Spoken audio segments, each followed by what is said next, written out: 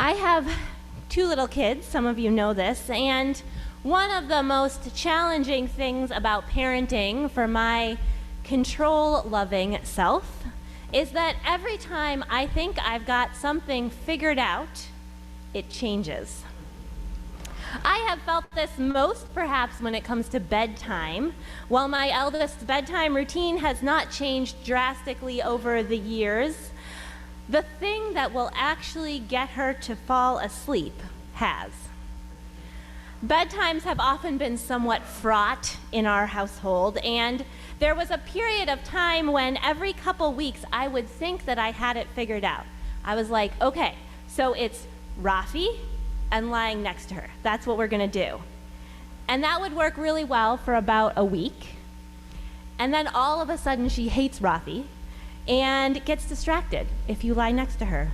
And then it's all back to the drawing board. Sometimes in the midst of these constant changes, I long for the day that I know will never come. The day that I can just say, I've got it. I have mastered parenting and will never again be unsure about how to handle something. That happens, right? The older parents? No, I'm getting lots of shaking heads. Darn. And yet I know they just keep growing and changing, becoming their own little unique selves, neither conforming. This is so perfect. Thank you for showing me. Thank you for demonstrating that for me. Neither conforming to whatever the book says should work, or to what happened to work last week. The relentless pace of change in our lives and in the world is much like this. As soon as we think we've got things figured out, something changes, either in ourselves or in our world. I was talking to a friend this week about the latest dilemma in her life, and she proclaimed, "It's like I just trade one existential crisis for another." And isn't that the way of things? We figure out one existential crisis just in time to trade it in for another. We think we've got it, our life is set, and then something throws a wrench in it all. We are talking about awakening this month, and there are ways in which it feels like too optimistic a topic for this moment, especially if we think of awakening of some emergence into clarity, an aha moment perhaps, or reaching some sort of enlightenment. We heard the energy of awakening in our music today. Tell me this feeling lasts till forever. Tell me the bad times are clean washed away, Kathy sang to us in Suddenly Seymour. And our choir just proclaimed the dawning of the age of Aquarius, an era of peace and love. This idealistic energy motivates us, carries us along, and yet we know that that feeling won't last forever, that the bad times are not simply washed away. We know that we are far from that dreamy era of peace and love. This optimistic, I've got it all figured out kind of awakening feels like magical thinking when we hold it up to the reality of our world. I'm not saying that we don't have any aha moments. We certainly experience moments of clarity, of purpose, moments when we know exactly what to do. But I don't think we ever experience the aha moment, the one where we've suddenly got it all figured out and never have to figure it out again. We have these smaller moments of clarity and purpose and understanding, but enlightenment is a little out of our reach, as much as we might wish for it. I might even say that there are ways in which we Unitarian Universalists are kind of anti-enlightenment.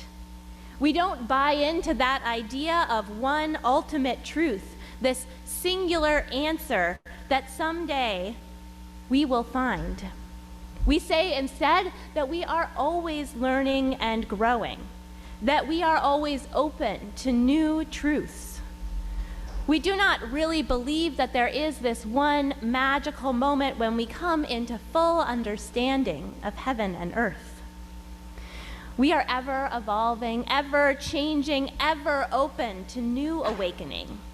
We are the people who are always questioning our answers, after all. But that doesn't mean we don't desire that experience of awakening, that enlightenment, that sense of knowing for sure. We would actually like an answer sometimes, or at least some sort of roadmap letting us know if we're headed somewhere close to the right direction. I see this longing for clarity and a roadmap often show up in our work for justice, particularly racial justice. Our Unitarian Universalist Association, like the rest of the country, has been struggling with racism for decades, centuries, you might say. And we want desperately to solve it, to figure out how to dig ourselves out of that hole of white supremacy culture has dug for us. So we design curricula and commission committees, and we search for an answer. We want to be able to declare victory over white supremacy culture. We want that golden ticket. Over the last several months, a group of us from the congregation have been reading the latest report from our association on diversity, equity, and inclusion. The group did a service back in February and is planning another one for May to go into depth on this report. It's a report that includes pages and pages of recommendations, and every single one of them is important and needed. And even if we as a faith implemented every single one of those recommendations perfectly, we wouldn't magically solve racism. We know this isn't how it works. While we may have many aha moments on our journey to understanding and dismantling white supremacy culture, none of them will be the perfect moment of everything just sliding into place. There is no golden ticket, only the long, slow work, the fruits of which we may or may not ever know in our lifetimes. And yet, even without perfect clarity, it is work we need to do, like choosing to move forward in the uncertain. It is work we need to do. Sometimes we have to let go of that longing for everything to become clear and live into the murky reality of it all. Sometimes we have to change direction, even if we don't have it all figured out. Sometimes our awakening is more of a choosing to move forward, to do something new or leave something behind, than it is about finding the answers or that magical aha moment. This is how this particular moment of the pandemic has felt to me, like choosing to move forward in the uncertainty, in the not knowing. I know that I long for the aha moment, the golden ticket to defeating this virus, for the moment when everyone tells me it's all good, it's safe again. And instead, each time we think we've got something figured out, it all changes. Literally every safety policy we write becomes outdated even before the ink has dried. Each time we get used to one way of being, we are ushered into another. It is exhausting and disorienting even when the changes are in a positive direction.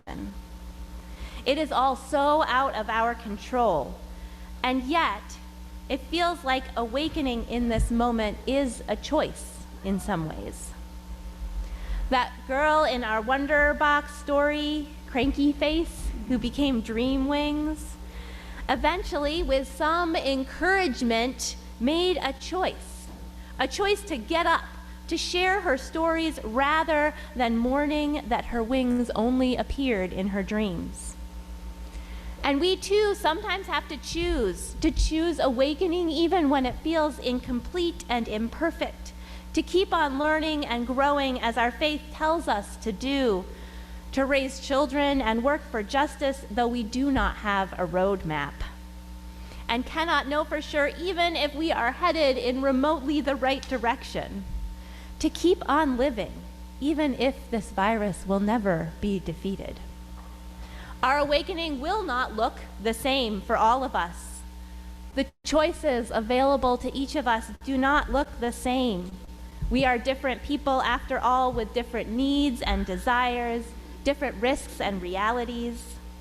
But we can find our awakening, imperfect and incomplete as it may be. Voltaire once said, "Don't let the perfect be the enemy of the good."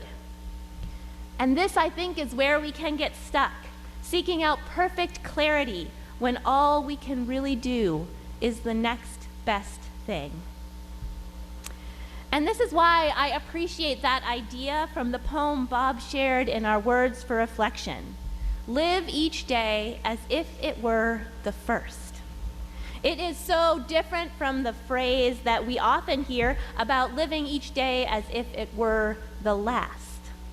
There is a way in which living as if it were the last day requires some sort of perfection, some sort of having it figured out, perfect clarity about what is important, what will matter most on that last day.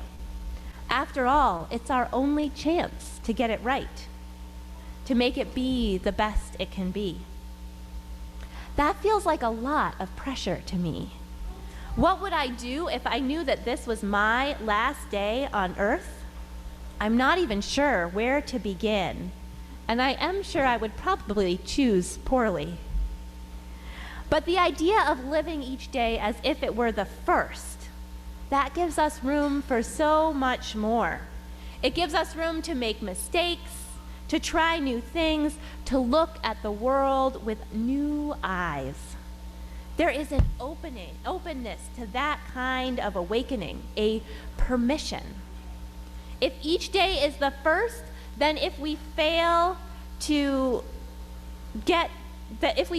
get to try again the next day. We're not looking to an ending, but instead to a beginning. And aren't we always beginning again, beginning anew? Awakening and rubbing our eyes, looking out with raw astonishment on the world, wondering perhaps if we will ever figure it all out, and knowing in our bones that we will not. There is magic in that too, in the not knowing, in the awe and wonder and mystery of it all.